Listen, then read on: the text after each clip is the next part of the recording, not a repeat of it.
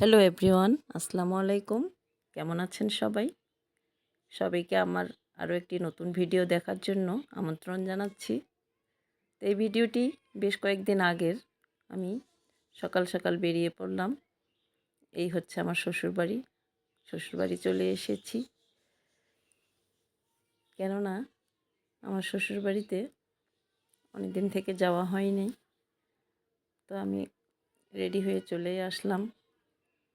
সেই দিন ছিল আমাদের আমন ধান মাড়াইয়ের দিন। আমন ধান মাড়াইয়ের কাজ চলছিল। তা এই হচ্ছে আমাদের গ্রাম, শ্বশুরবাড়ির। আমাদের বাড়ির পিছন দিকে ধান মাড়াইয়ের কাজ চলছে। অনেক লোক নিয়ে আমরা মাড়াইয়ের কাজ শুরু করে দিয়েছিলাম। তো আমি বাড়ির পিছনে চলে আসলাম।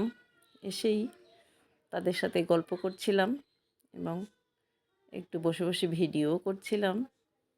যেহেতু আমরা ফেসবুকে কাজ করি, তো আমি প্রায় 2 বছর ধরে এই ফেসবুকে কাজ করছি। এখন পর্যন্ত সব সেটআপ পাইনি।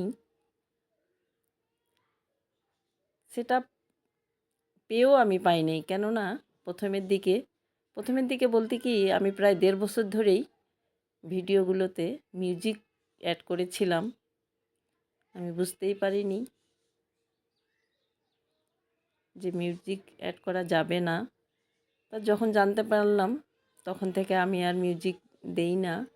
রিলস বলেন, বড় ভিডিও বলেন, সবগুলোতেই আমি মিউজিক দিয়ে চালিয়ে দিতাম। কেননা আমি কখনো নিজের ভয়েস দিতে চাইতাম না। ভাবলাম এভাবেই বুঝি হবে। শখের বসে আমার এই পেজ খোলা। নিজেকে ব্যস্ত রাখার জন্যই আমি এই পেজটি খুলেছি। যদিও আমি চাকরি করি, ব্যস্ত থাকি, তবুও অবসর সময়ে ব্যস্ত রাখার জন্যই নিজেকে এই পেজে আমি কাজ শুরু করেছিলাম প্রায় 2 বছর আগে। তো এভাবে আর ছাড়তে পারিনি, কাজ চালিয়ে যাচ্ছি, ভিডিও আপলোড দিচ্ছি প্রতিনিয়তই। এখনও সুফল পাই নাই।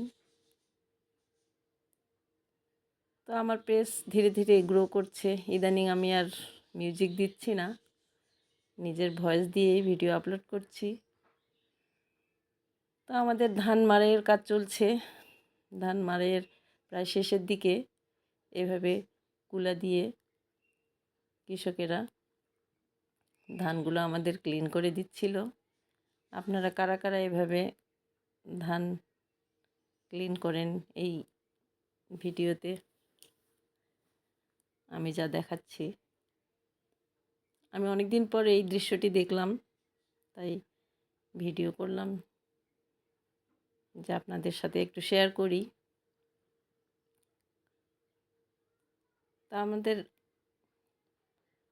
ধানের কাজ এখনও শেষ হয়নি। এদিকে দেখেন, আবার খড়গুলো করে রাখা হচ্ছে গরুর জন্য। এইভাবে আমাদের কৃষকদের মাধ্যমে আমরা ধানগুলো